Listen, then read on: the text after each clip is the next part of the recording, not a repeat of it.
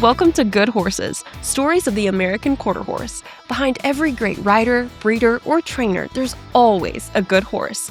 The ones that challenged us, taught us, and left a lasting mark.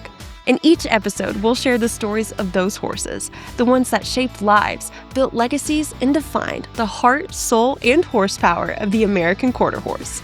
This podcast is brought to you by the American Quarter Horse Association. Let's get started. Welcome to Good Horses, Stories of the American Quarter Horse. I'm Becky Newell, and on the other side of the camera is our producer, Michelle Bonds.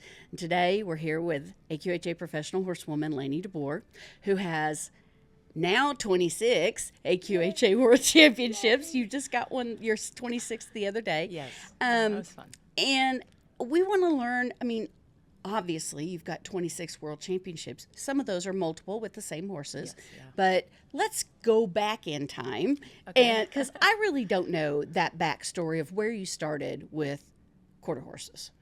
I had a couple of rotten little ponies growing up that bucked me Didn't off everybody? and took off running. And I'm not sure I was really happy.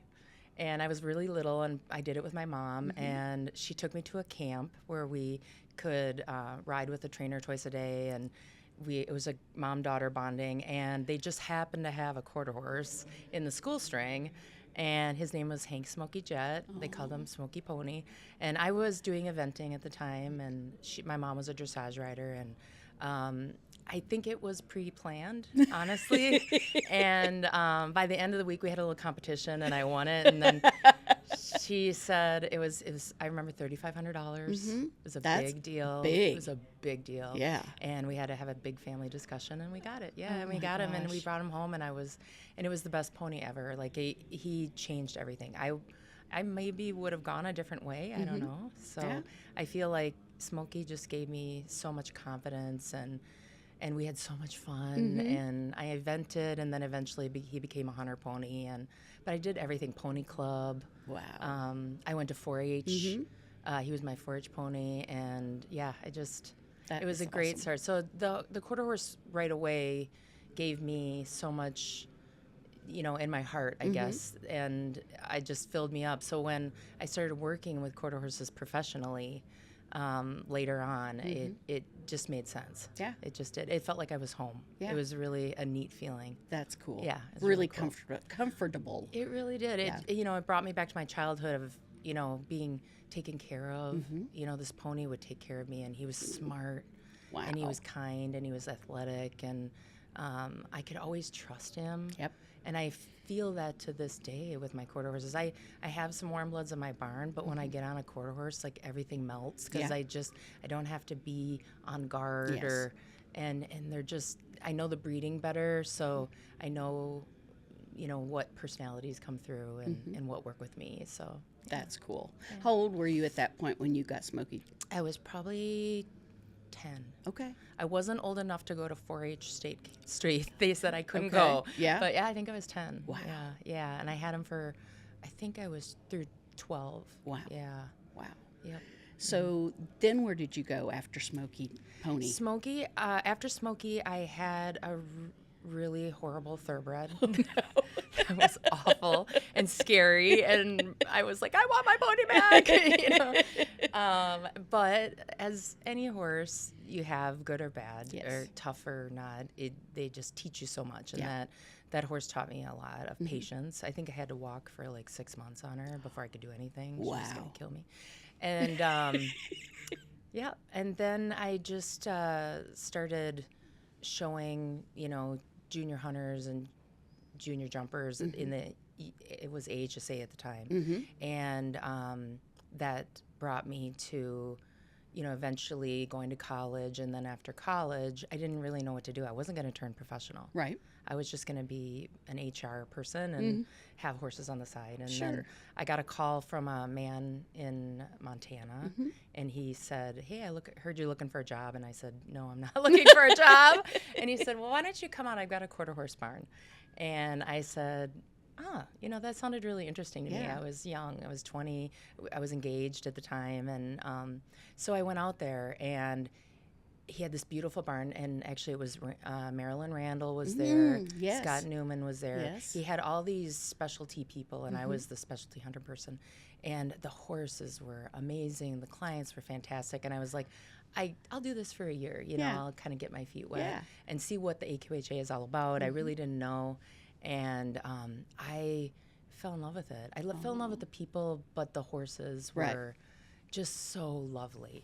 And I thought, why am I not doing this? You know, why wouldn't I do this? And it was easy. It was a no-brainer. Yeah. It really was. It was definitely my path for sure. And so that's kind of how That's the where that went. AQHA started. I did cry at my first Congress because I had no idea. It was overwhelming. I'd never been there. I called my mom like, "There's 2,500 horses in the schooling area. Like, what is this?" And but it was so much fun. And then I went to my first World Show, and I met so many everybody was so nice to me, you know, and it just was a different culture that I had not grown up with. And it was like you can watch the trail and the Western riding and see different kinds of horses, not just hunters, you know, so that intrigued me too, and kind of understanding, you know, bloodlines and different disciplines. And I don't know, I just kind of got hooked at that point. So did you ever venture into the Western riding? Oh my God, we were just talking about that. You're so mean. You know exactly what you're talking about. No, but we had, and I was just talking with Carrie Pappendick about Harley because Dillon won his 16th. Yes. And he's tied with Harley DeZip. Now they're tied. Okay. But fun fact. I didn't go back and check that, so thank you. Trivia time, because Carrie reminded me of this. She's like, well, you could say that you almost got bucked off of both horses, because I almost got bucked off of Harley and I almost gotten bucked off of Dillon. And they're both going to go down in infamy. So, yes. That is awesome. But, yes, we had a ride, I think, what was it, trading saddles with Yes, Wrangler? it was. Yeah. Yes. And we had to trade That saddles. was a scream. And I had to do a Western. Well, nobody knows that Jason came up to me before we went in the ring, and I was riding Harley DeZip, and I had practiced a little bit, and they changed the pattern, so that kind of like, oh no. And then he wanted me to do it bridleless. No. Oh yeah, it would have been disaster. So it was a fun time. We had I made a total fool of myself, and I think that was the first time you have to just like lighten up and laugh at yourself, and you know what I mean? And it was hard. Yeah. It was so hard. Well, and I remember one of those, I don't know if it's that one, but C.R. Bradley was on a hunter jumper type horse and JD jumping Yates. fences on from the wrong direction. Yes. But and Al we were Dunning. We were laughing so hard. Oh my gosh. And then JD came to my farm, and we filmed the RFD show. And he jumped the Barbie cart on I'm Such a Sam. Oh, no. No, he's like, I want to jump that, because my daughter's little Barbie cart was on. So we put it under a jump, and we're like, let's just grab Sam. He'll do it. You know? So, and again, I mean, how cool is that? Yes. That you can pull Sam out, I'm Such a Sam out, multiple Congress World Champion, and throw a rope around him, and he canters down to a Barbie cart. I mean, that is like, So many cool memories. Yeah. Yes. Oh my gosh. I really need to write them down. So who was your first AQHA World Champion? My first AQHA World Champion was Regal Intentions. And that is so special because my mom picked her out. Right. She was a 3-year-old. And I don't even know, it was kind of, I don't even think the internet was really big. I'm not sure how she found out about her. Darned. I really don't. Yeah. And she said, Lainie, will you go to Verndale, Minnesota, which is like 3 hours north. Okay. And there's this 3-year-old mare, and I was like, really, Mom? Really? And I always had a really good rapport. I always have good rapport with mares. I always have. And she goes, yeah, we loved Regal Lark and Rugged Lark, obviously, is, she had heard about all their success, and she's like, I'm just curious, So we showed up at this horse show, and they were on like a potluck break where they were having an exhibitor party. Right. And the mare was beautiful and was just standing there like sweet as could be, a big doe brown eye, and I was like, good job, Mom. Yeah, exactly. Good and pick. I said, but we still have to see if she can jump, So we got her out in I was the only one in there, and we grabbed 2 buckets and a broom because we had to see if she could jump. Right. And I tried walk, track, canter, and I'm like, and she's like, my mom's all excited, and I'm like, okay, we have to jump. Yes. And she jumped that broom, and it was like chills. I mean, I rarely get chills, and it was just, she cantered right down there and just brought her knees up, and I looked at her and went, oh, like that, oh, we got something, you know. So sign the check. Yeah, yes. And it was so fun because she was 3 and I'm slow. So I got to just piddle and putz, and we started her showing in her middle of her 4-year-old year. I did just enough to get her qualified. And then we went to Congress, and she was lovely and got surprises. And I was really looking forward to the first hunter hack. And then we got an offer to sell her. No way. Wow. And I had been in a position one time like that, and it didn't work out so good because the horse got hurt. And because I was like, no, I'm going to keep him. So I said to Mom, my mom's like, I really want to try for a world championship. And I said, she'll always be ours in our heart. You know, it doesn't, matter who's writing the checks. You picked her out. Yes. It was you. And, it was and us it's your together. story. Yeah. That's right. We developed this mare together, and then she won the junior hunter hack as a 4 and went on to many championships, and then I got to cultivate a relationship with Isabel Bickman, who was the owner, and went on to more horses with her. So it was a really organic situation. Right. And then, but with my mother, it's so special. And we had done one, Mac, the What I Know Now horse. We kept him. Yes. Because she's like, well, I sold one once, so we're keeping and I'm not this doing one. it again. And I remember, I don't get very nervous. I really don't at the World Show. I get excited and maybe a little anxious, but once I get in the ring, I'm fine. And I went in on him. We actually had gotten him in the junior hunter as a 4-year-old.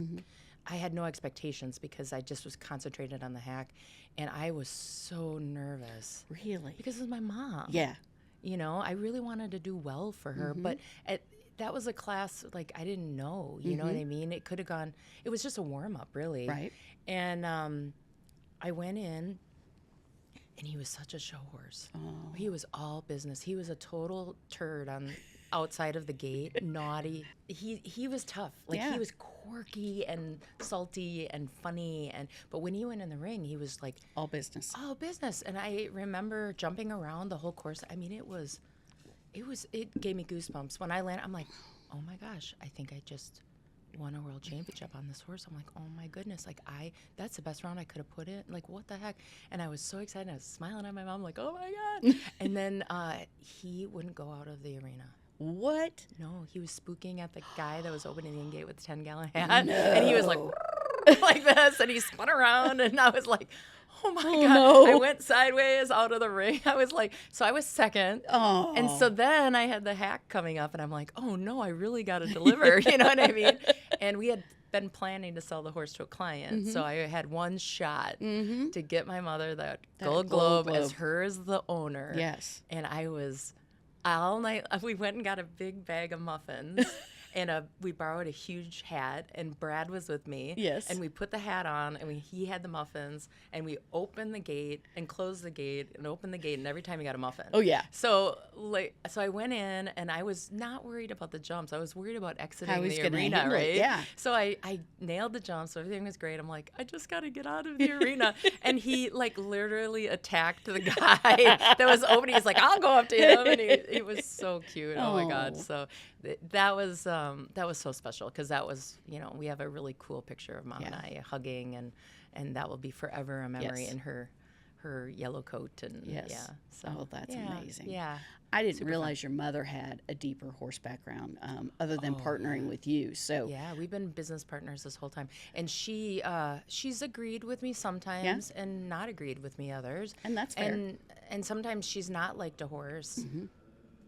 But then learn to love them. Yeah. And we always laugh, I probably shouldn't say this, but like if she changes her password to that horse's name, then and it will say like, Pete's my horse, blah blah blah. Then we know he's been accepted in the family. But she's a tough critic. She does not sugarcoat it. And actually, she used to sit up in the stands and everyone would go up to her after the class, and Jerry, Bill, David, Warner, they would all say to Margaret, my mom, and say, well, what did you think? And she'd be like, you got 3 smiley faces. It's looking good. Because she would do everything with smiley faces. That was her judging scoring system. Yes, and it was spot on. So, but I would never go to her because I didn't want to hear it, right? But sometimes I would walk in and I would peek up to her and she'd be like, and I'm like, like that. Or if she went like, that's usually when I won, because she wouldn't commit to the gold trophy. So. But yeah, we opened our barn together, and we were business partners. And you need somebody like that that's going to be frank and honest with you about the horses. Absolutely. Or, hey, have you tried this? Or have you ever thought of that? Or, I always thought it, like Jason and Charlie always had each other. There's all Bill and David. Yep. It was Lainie and Margaret. Sure. We had a team. She just was a little more undercover in the guise of a mother, but she wasn't like a dance mom or anything. No. She's a very good horsewoman. Sure. To this day, it was so funny because when I went around on Dillon, she always I always say, well, when I come out, well, because she'll tell me, and she goes, that was too bad because the rest was beautiful. And I'm like, oh my gosh. What? And I'm like, hey, did I miss something? And I said, what's the bummer? And she goes, the swap. And I'm like, I swapped? She goes, yeah, into the 6. I'm like, what?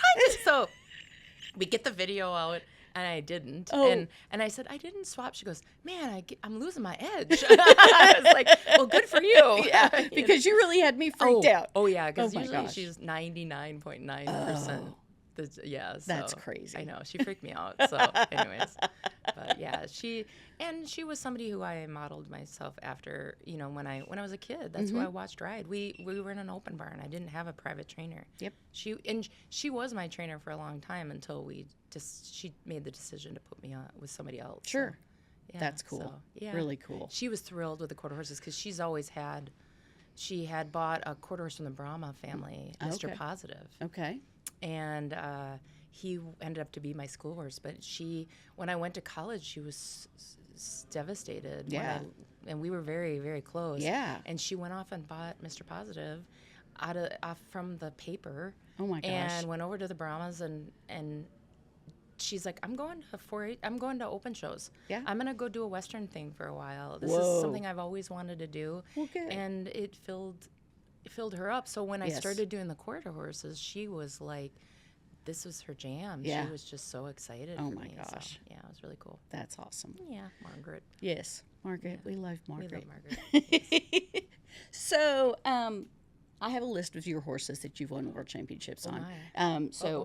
Lucy, a Chanceof Blueskies. My God, yeah. We just lost her. I know. And my best memory of that horse is Megan coming here with no expectation of winning the all-around, and she gets gold in all 3 of her classes, and it's done. She was just speechless. Yes. Let's talk a little bit about how you and Lucy were together and what that mare was like for you. I always saw she was a buckskin and beautiful, and I always admired her. I just was like that. Like, when you look at other people's horses and you're like, I would give anything to ride that horse, And she was with Julie O'Brien, and Julie had another horse too that I actually got to ride and was as good as I knew it would be. Yeah. But yeah, she called me and said, I have some big goals, and I feel like you can take Lucy to the next step. And so she sent her to me, and I was like giddy. And there was nothing to fix. The mare was perfect. Yeah. The O'Briens did a beautiful job, and Megan did the right thing by her being very slow and took her time and just laid the foundation. So I came in, honestly, I called myself the finisher. Yeah. I did maybe little finishes, but it was already there. Wow. But that mare she was amazing. She was so special. Like that, you probably don't know, but so Megan won the hack first.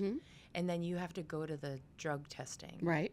So we were at the drug testing. Well, but the schooling for the next day for the equitational fences and the working hunter were in 6. They were going on, but they weren't releasing us from drug testing. Oh no. So Megan was like freaking out because she's like, I'm going to miss my time to school. Yeah. And everybody else had schooled. Yes. And so they said, well, we can walk over there and you can, get on and school a little bit. But she was already pretty frazzled. Right. And she looked at me and she goes, I trust that mare. I don't need to school. Good. Let's just use the equitation as my warm-up. It's not my strongest class. We know Lucy. Yes. She's going to shine. Yep. And I was like, Wow. it was a little like, I am all less is more, Yeah. right?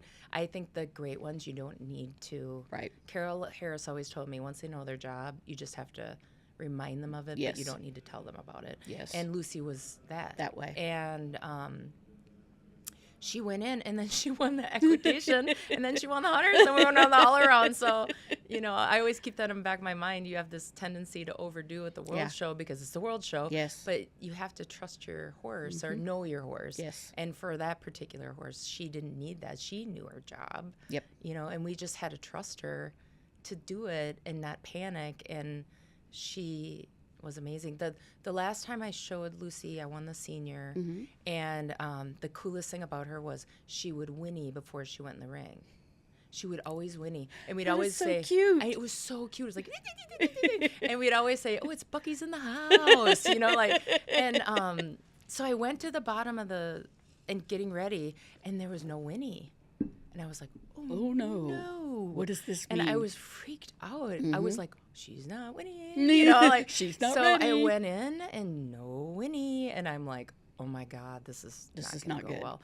And I turned the corner and she went like that, and I went, Okay, we we're here. We so got this, and we laid down like the most beautiful round. It was just phenomenal, and that mare is just so special. And I don't know, there's just some you just really bond with, and I was so lucky. And so Megan went lucky. on to have a couple of babies out of that mare. Yes, she And, did. Yes, and the babies had babies. Yes. And one is like a stallion that's doing really well and That's good. doing halter and performance. So that was a line that went on. And Sky Blue Walker, I mean, what a great line that is. And we're so just loved that stallion, Sky Blue Boy. You know, all of those guys. I got along with that horse really well. Those horses really well because they had a little blood in them. They weren't dead tired. They were athletic. They were edgy. And I do well with that. Yeah. I grew up with a lot of thoroughbreds, so I understand it, and it's really fun for me. So that athleticism, it just lended itself to winning, and absolutely. in my program. Yeah. Now, it doesn't always work in every. You just have to kind of find that. You need to find the horses that really complement your program, and that's a part of our job is to seek out certain bloodlines that really just go hand in hand with what we do. Yeah. And it's not easy, but once you find it, it's really fun. I mean, I had a lot of luck with the larks. Yeah, you did. Larks happy Yeah, days. exactly, Yes. Fonzie. Yes, Fonzie and Kermit. Remember? Kermit, yep. Yeah, they were full brothers. Yes. Yes, I know, and they were phenomenal. But yeah, Lark's Heavy Days was. I mean, it's crazy because when we put him down, there was a song and it's playing in the IOA, and it's just like every time I hear it, Now you think of Fonzie. yeah, and it's funny because like even Lori calls me like when it's on, and she'll just be, like blubbering, and but it was just so he passed with such dignity. Yes. Dignity he did, and he did it in Fonzie's way, Yes. of course, Yes. perfection, and it was pretty amazing. But he lived a beautiful career, and He did. and he had the right owners. Yeah.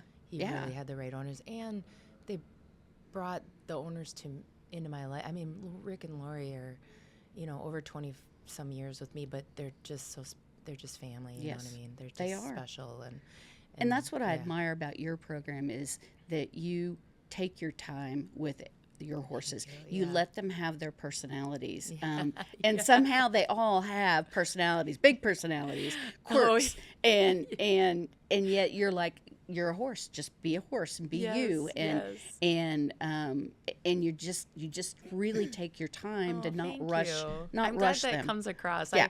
I am the quintessential putzer. That's what we called it. I piddle all day, but I work with them very one-on-one. I know that every bump, I know every scrape, I know every mood. I know where they poop and where they pee, and I know how they eat and how they load, and I think that's really important. Yeah. And I let them. I was always taught to never pigeonhole a horse into one thing, and that you have to really step back and understand and they tell you so much on the ground anyways Yes. about their personality, and just put them into situations, and just, we would always talk about, like, all year having a diary, and oh, in this situation this horse reacted this way. Okay, let's put it in the book or the treasure chest, and so then when you have built your treasure chest, you have all these moments that when the horse shined, or maybe he didn't, or needs a little help in this area, or Right. how can I bring this out in this horse, and you kind of pluck that treasure out, and in the end you'd have gold. A well-rounded, well-rounded horse. Yeah, I love to be silly with them, obviously, with my stupid videos. I know my daughters are like, Mom, it's so embarrassing. Get off Facebook or TikTok. But I love to cultivate the personality, because it comes out in the ring, and I feel like they want to do more for you. They want to give to you. Yes. I don't know. It's very, very personal for me. Yeah. That's just how it's always been. But thank you. I mean, it's so cool that it comes across. Yes, It does. It does. Cool.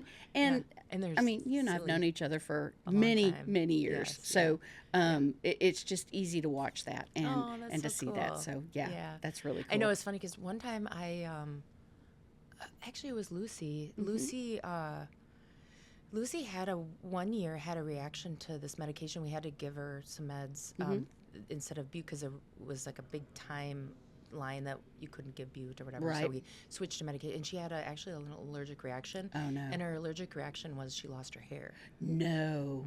So Oh, my by the gosh. time we got to the senior, all of her girth hair was gone, and I had like all this poulticey paper under. No, people didn't know, but like, because it was almost like not a burn, but it was getting there. It was Yes. getting uncomfortable. Yes. And I remember she was such a trier. Yeah. And I jumped out of a line, and it's like she couldn't quite get her legs all the way up, and I was like, "Oh, honey, like, I know you're trying," and I just rubbed her and petted her and thought, we got 2 more jumps, and we got this. We're done. Then Yeah. you can be done. Like, Yeah. this is, and I remember a couple of people going, "You pet your horse on course. You know that's against the rules." And I'm like, I don't doesn't care. matter. I don't care. She needed me to tell her, Yeah. I That got she was you, doing girl. okay. Like, you're okay. We're gonna get through this. Yeah, I get you. Wow. Yeah, I know. So That's amazing. yeah. What other okay, horses what you got other down we there? got on there? I could give all the secrets. Oh my gosh. Yes. Well, Lark's Big Leaguer. Oh my God, Kermit. Yeah, Yes, Kermit. Bill And- Ellis picked him out. Yep.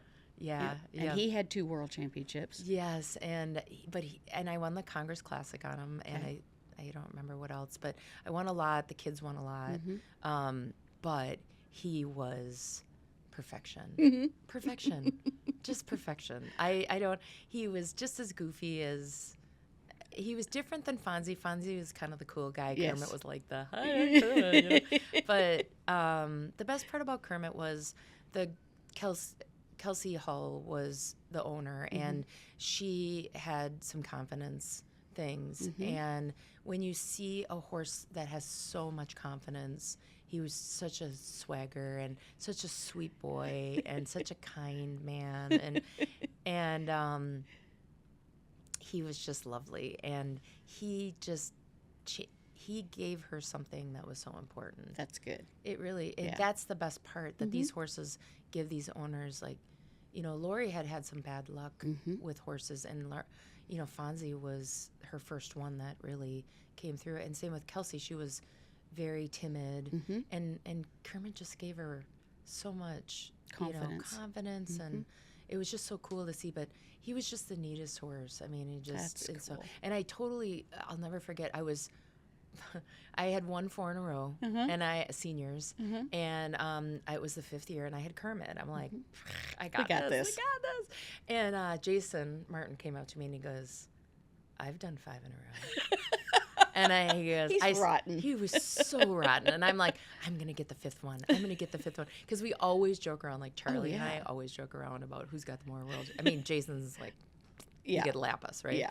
But he said, I've got 5 in a row. And I'm like, well, I've got Lark's Big Leaker. So, So, and again, I kind of found myself a little nervous because I really wanted, usually when I want something to happen really bad, you're trying to force it, right? Yeah. And I was smoking around, like, I was like, this is awesome. And then I remember I turned the corner to the single long run to the Oxford, and that's usually when I can just like hunt up there and I'm I'll like look at my horse. And I was like, uh-oh, I don't see anything. Oh no. And then it was like, ding, ding. And I mean, and you could hear the whole, like, the beauty of having nice horses is you get the crowd silent. You can drop a pin. Yes. And that is the coolest thing. I'm like, oh my God, everybody's watching. But everybody went, oh. And I was like, and then I remember Jason's like, I got 5 in a row, and you did it. So this show, I got my 5th one. Yeah. Not in a row, but I got my 5th one, and I went ahead of Shane. So it was a lot. It was like double sweet, triple sweet. Yeah. So, yeah, it was good. Oh my gosh, that's hilarious. It was fun. I know. Jason's so naughty. So, yes, he's naughty. So let's talk about, oh golly, there's so many on here. I know. When it all goes south? When it all goes south. Yes, it was such a cool story because we were here at the World Show, and Jessica Johnson was finishing up with Royalty and Blue, Bentley, and Stewie. We used to call him Stewie because when he was naughty, when he was ever naughty, we'd call him Stewie because we're like, if Bentley's gone and the stew at the sweet shop tastes a little funny, it's because Bentley's stew. So we'd be like, do you want to be Stewie today? So Bentley was getting to the point where he'd won a lot, and we were looking for the next horse. And Chris Thompson had said, we have this really interesting undersaddle horse. He's out at, I can't even remember where he was, off property in Oklahoma City. And Jeffrey Pate was like, you need to go try that horse, And I was like, we're going to go out there. So we went out there, and, Jesse's like 5'2". Yes. Jessica's. And she's pretty petite. He was like 17-1. I mean, he was this ginormal horse. And she rode him, and she's like, I think I can do something with this horse. And I'm like, he's pretty cool. He's really cool. And Bill and Ellis and David Connors had him a little bit to teach him to jump, and I knew he had a nice jump. Right. And we bought him for a really fair price because we didn't have a lot. I think she actually had the money from maybe when she was all-arounder. Oh, yeah, I think she took that money from the from the AQHA and put it into squeakers. Wow. So we called them squeakers. Squeaky. Because he was like, he was so cute. So it was something that that's kind of what started Jessica's career because it was nice to have a fresh face. Yes. He was green. He was only 4 at the time, and we brought him here as a 5. And but it was a journey with Jessica to go through having a young horse and how that process works. And I really felt it was important. And she showed him in the amateur that year as a 5-year-old, And he went on to be her first pro horse that really, she got to show Lucy. I gave her Lucy to win her first world championship on. Oh my gosh. Because I had already won everything on Lucy. And Megan came to me and we were talking about it. I'm like, Jessie, we need a coming out horse for Jessie. And Megan was so generous. She's like, you know what, Lucy's won everything with us. Let's let Jessie have her. And she won the scene. She beat me. Yeah. And so that's started a proud moment for you, though. Oh my God. Yeah. She makes me proud all the time. Yeah. All the time. I text her all the time, hug her all the time. I'm like, I'm her other mother. But Squeakers was a way to kind of show Jess not only how to bring a young horse along, but to make it a fixture in your program to start your pro career, because I see a lot of people. I started my pro career riding not so great horses, I mean, just okay horses. Right. And I remember Jason and Charlie had told me, like, what are you doing? You know, like, you need to ride less horses but nicer horses. Right. So this was a way to put Jessica on a really, really nice, a good starter, young horse. And it turned out to be her first. I think she had won a bunch of world championships. She won the Congress Classic. I mean, it was a great horse for her. I never feel like he was necessarily my horse. It was Jessica's horse that I just helped be the ground person on and got on and won a little. But Jessie did all the work. That's like amazing. She really did. So yeah. And look what she's done now. I mean, wow. I know. And do you have any other amateur riders that have stepped out and become pros? I feel like there's maybe another one, but I can't think. Well, so Laura Rankin is not a pro, but she manages my farm, and we're very close. And she's just amazing, and she can pretty much finish my thoughts. Yeah. Or it's funny, she's like, I was going to tell you that, or I was just going to talk to you about that this way. So it's a little freaky, but she's really knows the process and the babies, and yeah, it was Jess and Carrie Von Hewlett was with me for a while with Academy Mosby Award in Flamingo Bay. And I never won a world championship on those guys myself, but they coaching them. Coaching them, and then I won some Congress stuff with Flamingo Bay. But yeah, it was. I've always been a big proponent of mentoring, people to be, if they want to be a pro. A lot of the times I'll be like, actually, Barb wanted Jessie to turn pro right after her youth career. And I was like, no. That would not be fair. No, there's a learning curve. So she stayed an amateur for a couple years, and I was really glad she did. And yeah, but it's so awesome. I mean, it's such a great way to give back. It's funny because when I came here, I've been slowing down a lot in a great way. I feel very good about where the hunters are. Like it's time to hand it off to the next generation. Turn. Yeah. Yes, I really feel like that. Yep.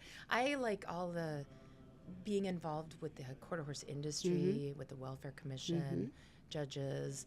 I think that for me is my future. Yep. But this part, even though I love to show, I feel like it's somebody else's time. And I mean, when I won the senior, it was absolutely wonderful. And maybe there's a world show in front of me. I've got a nice 3-year-old, but but I do feel like there's some closure in such a great way. And I've never felt that way until now. And I actually talked to Charlie about it. Yeah. The other day. Because he's making that transition too. Yeah, he and Jason both. Yeah, and I totally get it. Yeah. And it's very peaceful, and I think there's a lot of pride in that. You look at that list, and it just fills your heart up with incredible memories. But just the people, the love, the times in the ring, the meeting, and I don't know. It's just there's so much to it that it feels complete, I guess, is how I want to say. And, Sure. And I'm definitely winding down. But when I see Jessica and Ryan and Robert and Tyler and all these people that are young coming up, and Abigail Hardy, and so what's really cool for me is Jessica is teaching Abigail. Like there's a giving back. It's giving back. I think that's our job, right? Yes. Is to give back to the industry, not only to impart our wisdom, and maybe everything that I do isn't exactly Jessica's, but she pulled the things that resonated with me to her in her program, and she also does some things differently, which teaches me. Yes. We stable together, and I'm like, oh, that's not a bad idea. So, if there's a kind of a reverse teacher. Oh yeah, and you're never thing, too old to learn something. 100%. Yeah. So, and to see her with Abigail, and it's really funny because I don't know if you'll use this, but it was hilarious. We were at the end gate the other day, and it was schooling, and we were talking about Jessica when she was little, and she lived with us, and I had her very, very young. Wow. And she was a pistol. Pistol. And I can't remember what the conversation was, but I said to this person, and Jessie was right there, I said, oh, Jess, like, I took your neck and shook it plenty of times. And then Deanna Searles was walking out of the ring, and she goes, I don't know what this conversation is, but that's hilarious. I was like, oh yeah, I had to shake her like a little Jack Russell. But great memories. And yeah, she's like just another child. Another child? Yeah. We're a family. So let's talk about, you mentioned GI Jazz. Oh, yes, GI Jazz. He's so cool. Such a cool horse. That's where David Warner comes in. Bill Ellis, David Connors, and David Warner are one of my closest friends. And David had found GI Jazz, and he was just cool. Just Sunny's Hot Jazz was always a horse that I had admired from afar with Jerry, and he had Peter Pletcher ride him, and he was so talented and such a beautiful jump, and the top line and they were smart and agile, and and GI Jazz he was yummy, like just yummy. And we were able to buy him for Nancy Mervyn Moxley. And it was really cool because I showed him in the 3.6 in the USCF. And this is meant as a compliment. I don't want to offend people, but a lot of people would say, that's a quarter horse? Yeah. That's a quarter? Like, what? Yeah. They look like that? And I was like, yeah. And you jump like that? I'm like, yes, they do. And that's a quarter horse. Yes. And I remember I had one. So you jog in for confirmation, the 3.6 confirmation, and Sue Ash, who's a really big judge, and she's very opinionated. And I was standing in line, and he just was so beautiful. His confirmation was so balanced, and he was unbelievable, and beautiful bone and feet and everything. And she came up to me, and I was a nobody. Like they didn't know who I was. No.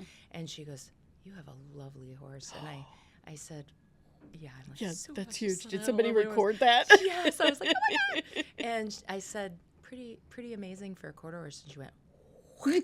She goes, what? And I'm like, he's a quarter horse. And she goes, wow, that is exciting. Wow. And I was like, I know. And that just stuck. I mean, that was a long time ago. Yeah. Yeah. And he was a blast, like just so athletic. He was just amazing. But did Nancy show him? Yeah, she won the Congress. She won the amateur at the Congress. Okay. I don't know if she won the world. I think she was maybe reserve. Okay. I did. Yeah, yes. I won the senior on him at least once. And I think I won the Congress on him. I can't remember. Okay. But yeah, he just was really cool. He just went everywhere then. Yeah, but I feel sorry for him because the year, remember they started playing the music? Yes. That was, and I was riding Lark's Happy Days. And I didn't know they were playing that music. I don't know if you know this story. I can't remember. Oh, so I trot into the ring on Lark's Happy Days, and I hear, Sunday, Monday, Happy Days, and I'm like, what is literally, that? when I walk in, I am in a bubble. Like, oh, yeah. It's like crazy. Like, I can just detach and choose, because it's usually pretty quiet. And I was like smacked on it. I'm like, it's the Happy Days song. I'm like, what is going on? And I literally was distracted. Like, it really, yeah, I was sixth. Oh, I didn't well. know that story. I did not give Fonzie my best ride. And I was really, so the next year, I cranked the music with every horse, and I put a stereo in my indoor. Yeah. And I cranked the music, and I learned how to just tune it out. Yeah. So the next year, I was riding GI Jazz, and I came out and did my interview and won the senior. And she goes, "What did you think of the music?" And I'm like, "I didn't hear it." And I'm like, what did they choose? I didn't hear it. Yeah. It was so cool. I was like, oh, I did it. And they're like, it was all that jazz. And so I rewatched the live feed, and sure enough, and it was weird because like I could remember hearing it, but it didn't really bother you. No. Thank God. So you trained yourself to just tune it out. That is amazing. Yes, but poor GI Jazz got. All my horses, they were probably like, enough with the music, So, yeah, they were great. They were very patient with me that year. So Dillon, We love Dillon. Dillon, And yeah. Pam had another horse too, and I can't remember his name. So she's had a lot of, she's had many, she had Dickens, Okay. and I don't remember his show name. I It's don't hard either. because I know a lot of their Yes. barn names. Yes. She had another mare, and I just know their barn names. Yeah. But isn't that funny? Yeah. Yeah. Well, I mean, But that's. she's been multiple world champion on all of them. She has. But Dillon was a cool story because MJ is Mary Jane Fowler who finds incredible horses. I mean, incredible horses. And we started just clicking. Like we got along at the horse shows, and then I kind of was like, she was laughing the other day because she goes, "I'll never forget, you invited me to Kentucky to work for you," and I was like, "Oh my gosh." And into Florida. Okay. She came to Florida to Foxley. We would go to Foxley for a couple weeks, and she goes, "You invited me to Foxley to work for you." And we rode all the horses together, and I had a great group, all the good ones. And then you said, "Okay, bye, I'm going to Disney with my kids." And she's like, "What? You trust me with all these horses?" And I was like, yep, they're all good horses. You're good to go. Yeah. And so we instantly had a friendship and a working relationship. And she had gotten a hold of me, and she said, "I think I found a video of a special one." And I said, "Go now." Yeah. It's phenomenal. Yeah. He's phenomenal. The horse was amazing. Yes. And it was Dillon. And she called me. She goes, "Well, there's somebody behind me, and I got to probably write the check. I'm a little write the check. Or I will, you know." And so at 3 years old, she knew my program. She was slow as well. Right. And she just piddled with him and till he was a late 3, and then we started jumping him as a 4, and she had gotten her hip replaced, and she's like, "I'm going to send you Dillon, will you start him showing?" And I was like, wow, that's crazy, so I went to, it was a spring show here in the old arena, and that's a tough arena to walk into, and I didn't know he was so green. It was his first show, that's a lot. And he schooled pretty not so good. Oh, dear. I was like, I don't know, like I might be pulling up after the first jump. It just was a little worried and a little unsure, and so I'm like, I'm gonna show him, let's just see, that's why we're here, and go have fun. Like it is what it is, and we'll take one jump at a time. That's kind of we always say, how do you eat an elephant? One bite at a time. That's our philosophy. Yes. So I went in there, and he was like a dream boat. I mean, I called MJ up. I'm like, "Oh my God, you have a show horse on your hands!" Like, holy crap, this is really special. Like, it was just special. Yeah, it's special. And so we developed him all year, and our goal was Congress and World, and Pam came to Congress looking for a horse. She was a client, and I just didn't think of Dillon because he's a very big horse. She's a very little lady. She is. She's very petite. Yeah, and I just didn't. He was still green. He's a big, powerful horse. And I did the green working hunter and was really it was really pretty round. And I came out, and she's like, "Oh, I am buying him. We are going to make this work. I don't care if I can't ride him. I will learn to ride him." And that was it. And she did. Yeah, and it's so cool because her and MJ and I, we all have a special bond. We've done. She had a little bit of a rough week later in the week, but we did a lot of laughing. Good. A lot of laughing, which you have to do. Yes. And that's just deep friendship. Yeah. And so it's neat because Pam's let MJ be a part of this journey, and it's been an incredible journey. Kind of a full circle situation, really. Yes, and to be a part of that, and she trusted. Pam's a very good horsewoman, so she understood what it took to get Dillon to the point where he was the horse that he was, and it wasn't all me. Right. MJ was a big part of that, so. She knew that was the secret sauce. Yeah. Every horse has a secret sauce, and it might not be the same sauce for every horse. That's right. Like you say, don't pigeonhole them. You have to find that secret sauce, and that's my job, is to find out what works and what doesn't, and what's in the sauce, what the ingredients are, and then but it's every horse has a different secret sauce, so. Yeah. And now he has 16 world championships. I know. So that's just amazing. Crazy. Like it really is. he's really amazing, and then to run into Carrie Pappendick Yes. was even Compare like, notes on Harley with Dillon. Yeah, That's because I was awesome. always really close with their family, and I still talk with the girls, and I don't know, it just really proves that this is a one big family. It is. But it's the horses that get brought us us all all together. together. Yep. But it's a culture, it's a lifestyle. I always say it's my tribe, and I never really felt that way in the USCF. I still don't. Yeah. I mean, it's so huge, and I even though I grew up in it and I still do it, I don't feel at all like you do when you're here. rooted feeling. And every time I come to these shows or go to a convention, or it's just, and the support is just, and even like, Pam got hurt, and you should have, the texts from every trainer, they have an amateur group that was praying for her. Aww. Everybody texting me, just, how is she, that what do you right need? there How do we is- take care of the horse? All of Yes, that. Well, actually, Abigail Hardy grabbed Dillon, brought him back to the barn, washed his legs. He had a couple little scunz marks because he ran and went into the fence. Right.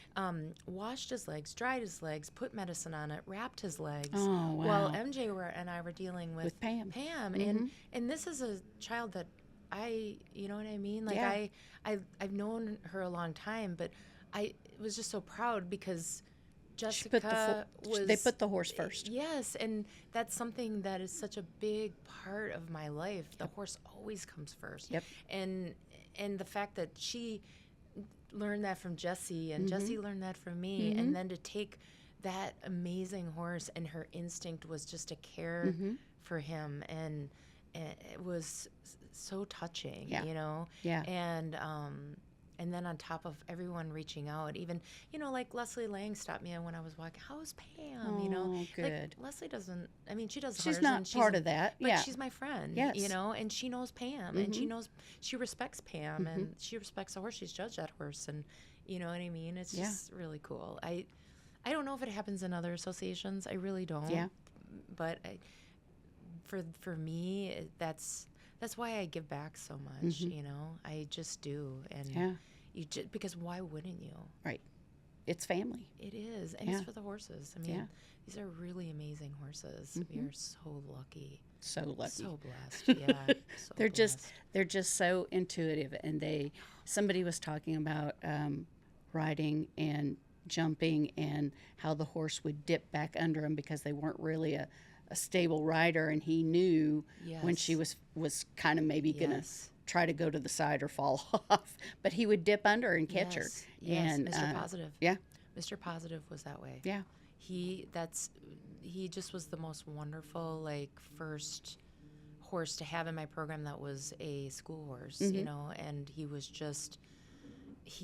just take care of. And I remember when Angie Brahma, years later, and she had cancer and she wasn't well, and she said to me, "Can I come out and ride Mr. Positive? I just want to jump him over one jump to say in my life that I jumped a jump." That I did it. Yeah. And I did it on Kirby.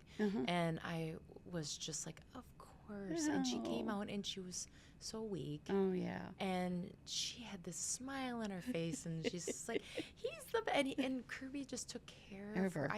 It was just like we were all bawling. And she's like, she popped over a jump, and he just kind of like, where are you? I gotcha. And that was it. She was like, I'm fulfilled. And she died not that far after that. Wow. And Kirby was a big part of my mom and me and the moving forward with everything. So, those are the stories that are just so awesome. You know, they're not about a gold globe. It's about an experience, it's that attachment that or with connection. a human connection, and then having that horse be that therapy. I was told that they always give you a gift, and it's your job to figure out what that gift is. And sometimes even with the tough horses, there's a gift of something: knowledge, understanding, patience, discipline. Maybe seeking deeper into the training because you haven't figured it out yet. Right. The good ones give you so many other gifts too, but it doesn't always come to a trophy. It's something that a life lesson that you've learned for sure. So who was the horse that probably taught you the most? Can you put a finger on one? Yes. But it's not a quarter horse. Oh. Isn't that terrible? That probably isn't a good thing on a quarter. Well, let's see. I probably shouldn't say that because it should be a quarter horse. Whatever taught you the most. I mean, we cover it all. So Okay. Well, it led to Hank Smoky Jack. I guess we're going full circle in the interview. Yes. I had a pony named Piglet. Okay. He was a buckskin, so that pretty. leads to Lucy. Yes, it does. He was not pretty. He had a blue eye and a brown eye. He had red.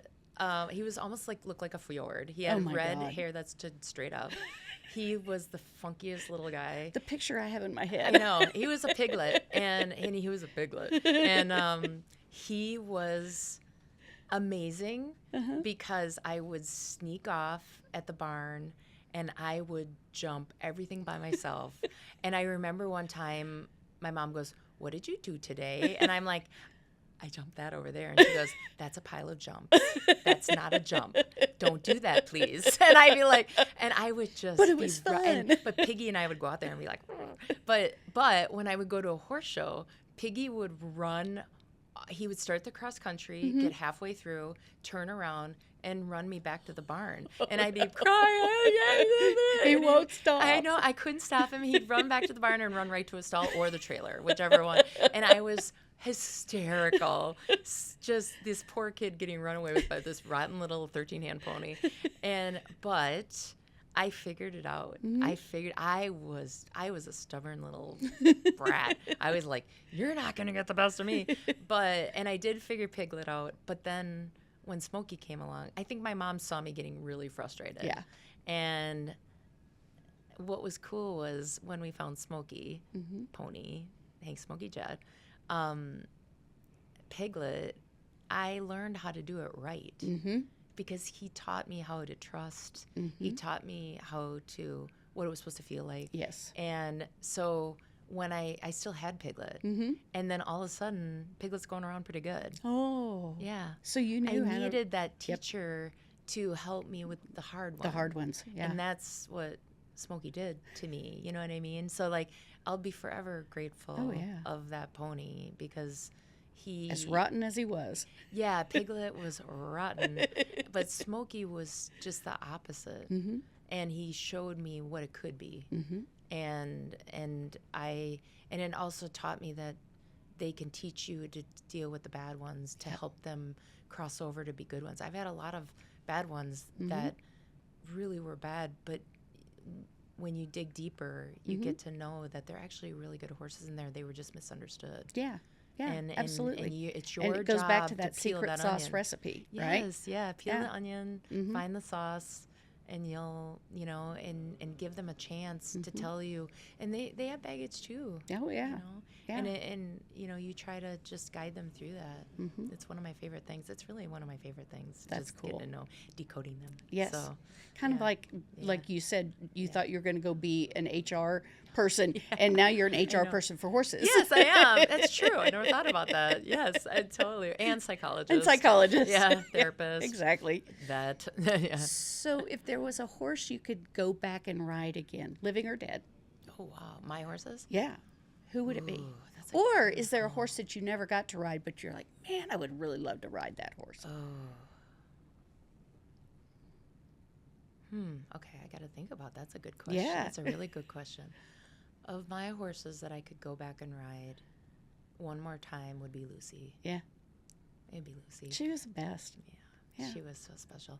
She just, it's hard to describe. You never had to worry about a thing. Yeah. Like usually when I'm known for my plan. If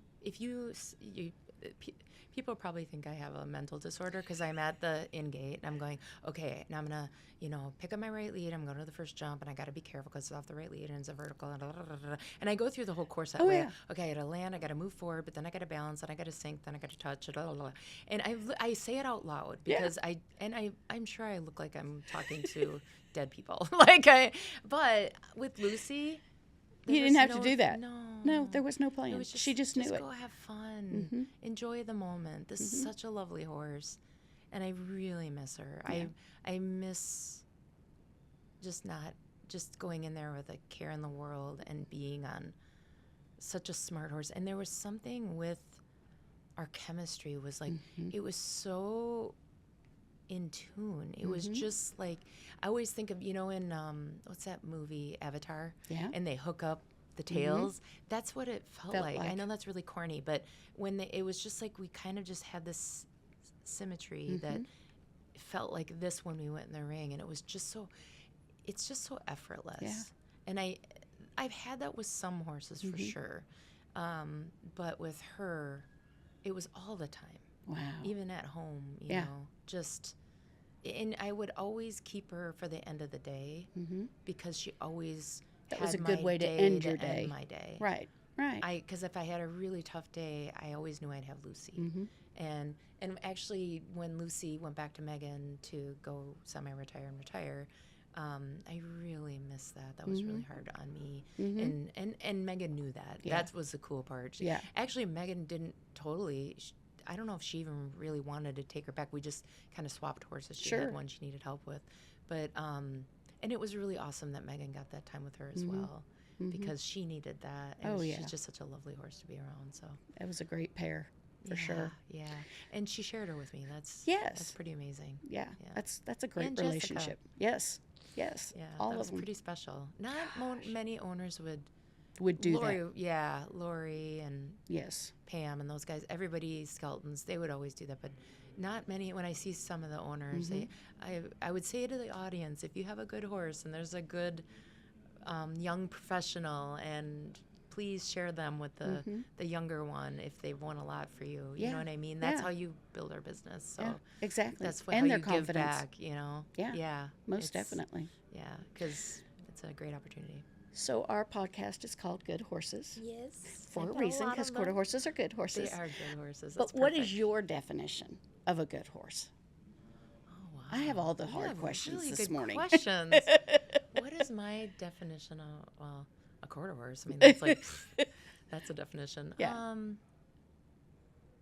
A good horse is a horse that you can count on through thick and thin, that can lean on you and I can lean on them at any given moment, that I know is there for me and I'm there for them. It's a partnership, and yeah, that's it. Yeah, it's that simple. Yeah, I got your back, you got mine, and that's the best place to be. It really is.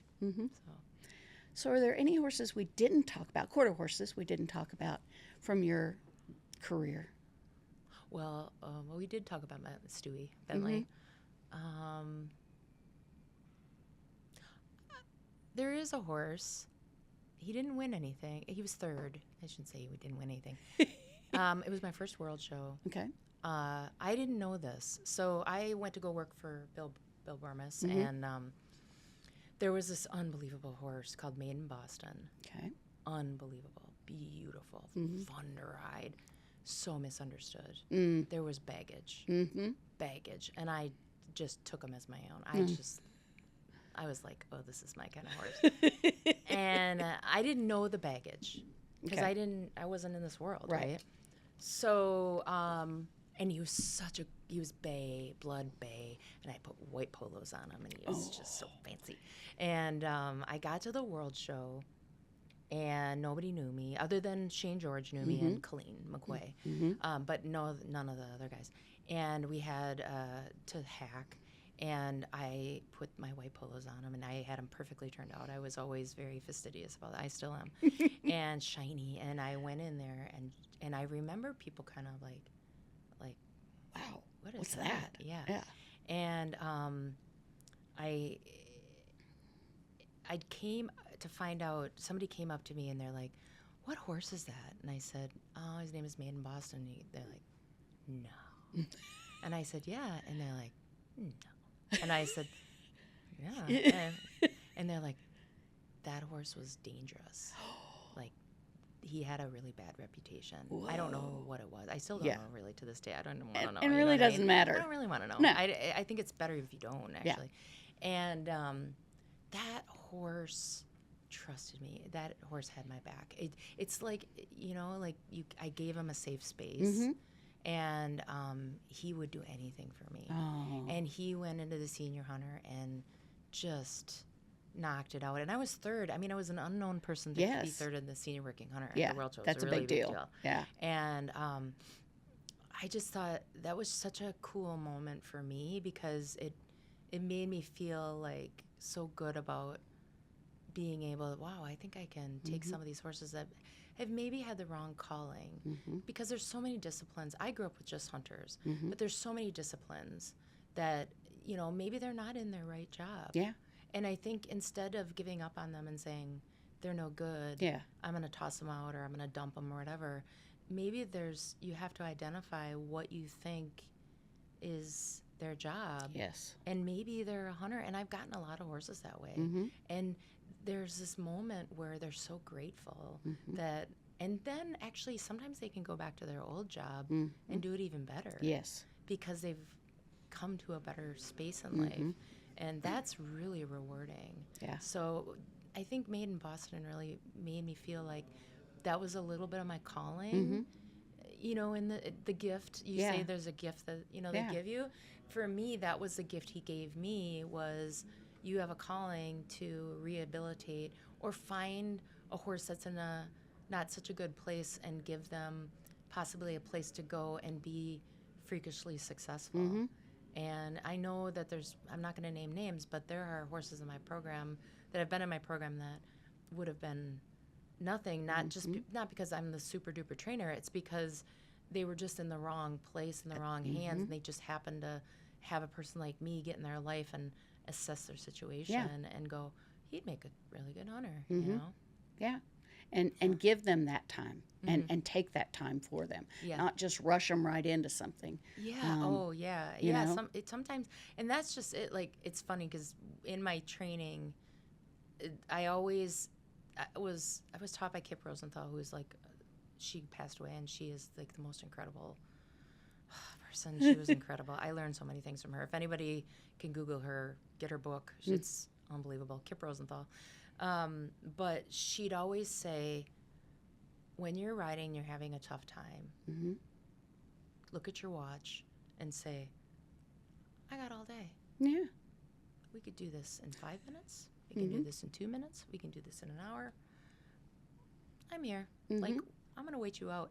And she taught me just patience. Yes. And being unemotional about it, just staying very detached. And that's, I think, how I helped those horses because they were very emotional, very emotional horses because they'd been through something uncomfortable or traumatic or difficult. And they were like, oh, she's not going to force me to do this. No, and I just kept building that relationship with them, and that is so fun. And sometimes it takes a week, a day, 2 years, 3 years, 4 years. I have one right now. It's taken me 4 years. Wow. 4 years. And I had to step away and put somebody else on him so I could see where I was at. I was like, I am doing something wrong here. And I put this better rider on him, and she is amazing. And I was like, oh, okay, that's what I need to do. And now I'm that. He was confused with me. I was confusing him. When I saw her ride him, I went, oh, that's what he needs. I got onto him, and now you've we're clicked. Like, yes. Wow. It's just awesome. 4 years. Yeah. And I just adore that horse. And we just get each other. Yeah. That's amazing. Yeah. Just amazing. Yeah. I don't have any other questions. Michelle, do you have anything? I might have missed it, but I want to make sure we capture it. I don't know that we ever said Dillon's registered name. DGS Don't Tell Tales. We all know who he is, but Dillon. That's like when you're a rock star, though. Yes, when you're known as that's Dillon, how we justified doing a larger obituary on a horse in the journal was if you knew his nickname, his barn name. Yes. And so Oscar, Oscar, Dillon, any of those. Lucy. Yes. And Dillon is DGS Don't Tell Tales. Bred by Robin DeGraff. Yes. She's got a lot of DGS horses out there right now in the hunter world. Very exciting. Very exciting. Yeah. It